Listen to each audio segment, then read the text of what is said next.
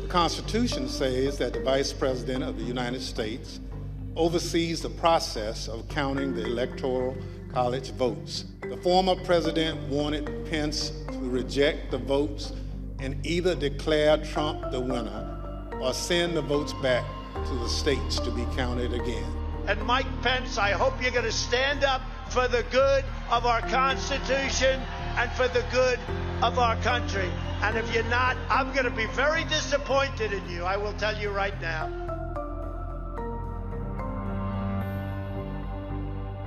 That declaration of Donald Trump as the next president would have plunged America into what I believe would have been tantamount to a revolution within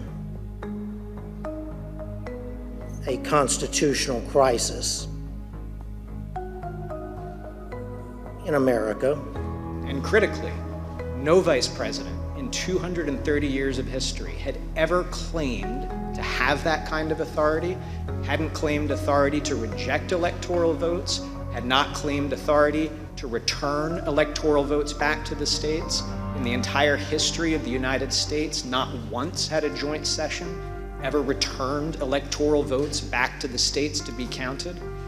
It is perfectly appropriate, given the questionable constitutionality of the Election Counting Act of 1887, that the Vice President can cast it aside, and he can do what a president called Jefferson did when he was Vice President.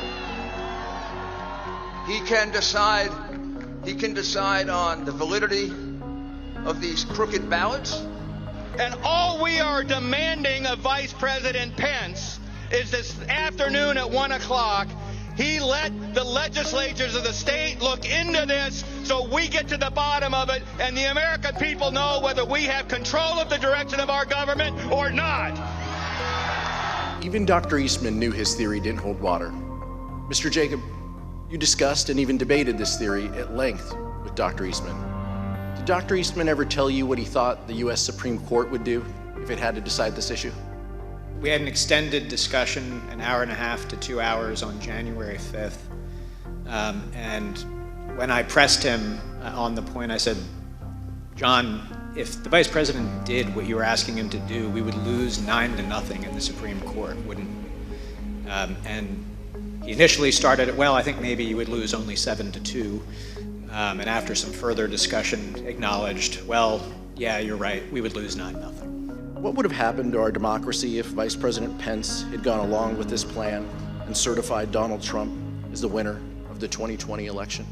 A constitutional jump ball situation, political chaos in Washington, lawsuits, and who knows what happening in the streets. And you would have had the Vice President of the United States having declared that the outcomes of these state elections were incorrect.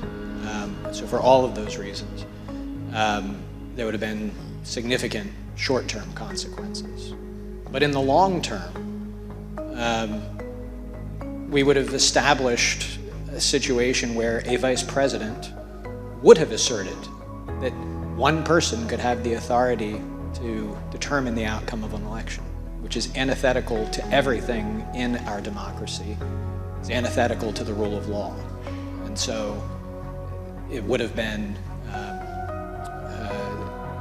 significant impacts, both in the short and the long term. Hi everyone, George Stephanopoulos here. Thanks for checking out the ABC News YouTube channel. If you'd like to get more videos, show highlights, and watch live event coverage, click on the right over here to subscribe to our channel, and don't forget to download the ABC News app for breaking news alerts. Thanks for watching.